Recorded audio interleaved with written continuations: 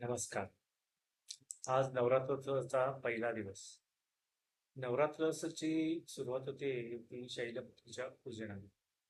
हा दिवस अध्यात्म, भक्ती आणि देवीच्या शक्तीला आमंत्रित करणारा असतो.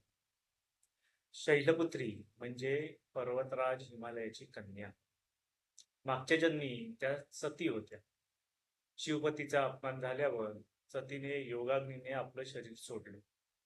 पुढच्या जन्मात त्या हिमालयाच्या घरात जन्माला आल्या. आणून आणि म्हणून त्यांना शैलपुत्री असं नाव पडले.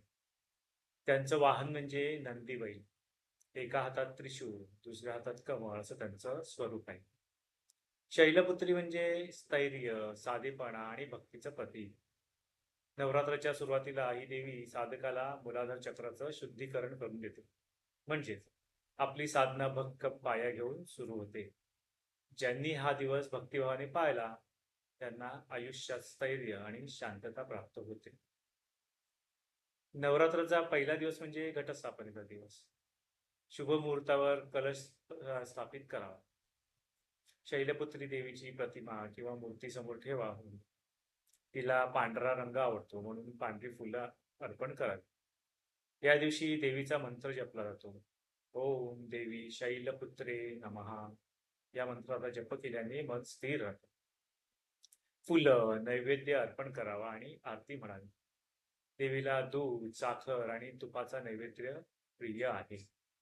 शैलपुत्रीचं पूजन केल्याने साधकाच्या जीवनात स्थिरता येते.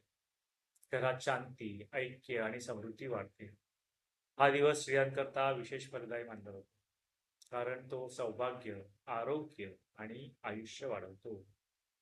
म्हणजे नवरात्राच्या पहिल्या दिवशी आपण शैलपुत्री देवीचं पूजन करून आपल्या साधनेची सुरुवात करतो. ही देवी आपल्याला स्थिर मन, भक्ती आणि आध्यात्मिक शक्ती प्रदान करते. नवरात्रीचे उर्वरित दिवस वेगवेगळ्या स्वरूपाच्या देवीला समर्पित आहेत.